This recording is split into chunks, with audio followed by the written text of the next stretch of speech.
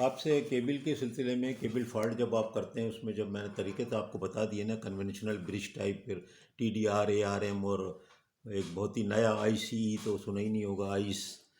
अब इसी के हवाले से एक सवाल इसी के रेफरेंस में हो सकता है कन्वेंशन के अलावा कि TDR जब आप करते हैं तो उसमें एक टर्म यूज़ होती है एटीन्यूएशन। ये क्या है, एटीन्यूएशन क्या है? तो मैं सिंपली से बताता हूँ क्योंकि ये लफ्ज़ बड़ा इस्तेमाल होता है तो मालूम तो होना चाहिए। जब आप केबल टेस्ट करते हैं TDR वगैरह तो ये आता है कि एटीन्यूएशन कम से कम हो।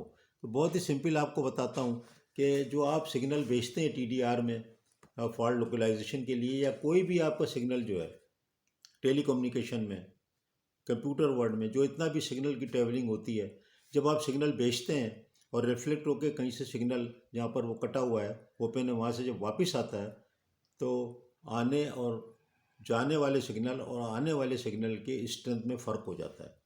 उसको कहते हैं एटीन्यूएशन लॉस कहते हैं। और वो एटीन्यूएशन का लॉस का ये मतलब है कि जो आपकी स्ट्रेंथ थी सिग्नल की जाने की और जो वापस आया रिसीव हुआ उसमें थोड़ी सी कमी वाक़ हो जाती है, उसको कहते हैं एटीन्यूएशन। और इसका यूनिट बनेगा डेसिबल पर मीटर या डेसिबल पर फुट, जैसा कि आपके कंट्री होगा। अमेरिका है तो डेसिबल पर फुट, और अगर आप मीट्रिक सिस्टम में हैं तो डेसिबल पर मीटर। तो ये जो एटीन्यूएशन लॉस है, जब आप इक्विपमेंट ख़रीदें केबल फॉल्ट लोकलाइजेशन का, और ख़ास तौर पे रिफ्लेक्शन टाइप का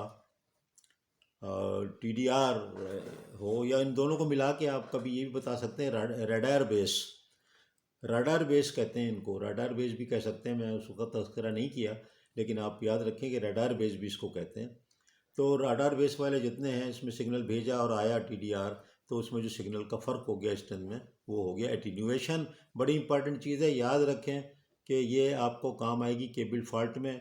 सवाल ही पूछा जा सकता है, लेकिन आपको ये इक्विपमेंट ख़रीदते वक्त स्पेसिफिकेशन में, उनके प्रोडक्ट की स्पेसिफिकेशन में ये देखना चाहिए कि उसमें एटीन्यूएशन कहीं बहुत ज़्यादा तो नहीं हो रहा है, कि इसकी वजह भी होती है कई।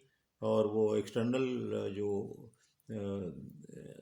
जो वेव्स होती हैं टेलीकॉम और दूसरी इंटरफेरेंस जिसको कहते हैं, उसकी वैसे भी एटीन्यूएशन बढ़ जाता है। तो उससे फिर एरर आ जाता है, रिज़ल्ट में आपका सही जवाब नहीं आएगा।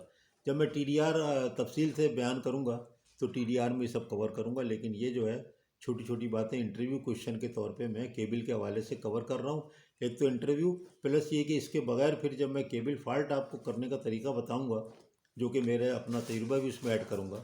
ख़ासतौर पर फॉल्ट बर्निंग के आप इक्विपमेंट देखते हैं ना, वो हर जगह नहीं काम आता, लेकिन वो मैन्युफैक्चरर कोई लिख नहीं रहा होता कि ये फ़लाँ जगह काम नहीं आएगा या फ़लाँ केबल में काम नहीं आएगा, लिखेगा नहीं। और कोई बहुत ही ऑनेस्ट होगा तो कहीं पर वो अपने लेक्चर वगैरह में बता रहा होगा, लेकिन राइटिंग में बहुत कम मिलेगा। लेकिन मेरा ज़्यादा तजुर्बा है कि फॉल्ट बर्निंग कहाँ करनी है और कहाँ नहीं करनी है, और कौन सी ऐसी फॉल्ट बर्निंग है कि फिर आपको फॉल्ट उम्र भर ही नहीं मिलने वाला। तो ये चीज़ें मैं बताऊंगा जबकि केबल फॉल्ट लोकलाइजेशन। लेकिन उसकी तमीज़ के लिए सारी चीज़ें 5 6 7 8 इंटरव्यू क्वेश्चन बहुत ज़रूरी हैं आपके लिए, और प्लस ये तैयारी भी हो जाएगी। कोई इंटरव्यू आ जाए अल्लाह करे तो आपको जॉब मिल जाए।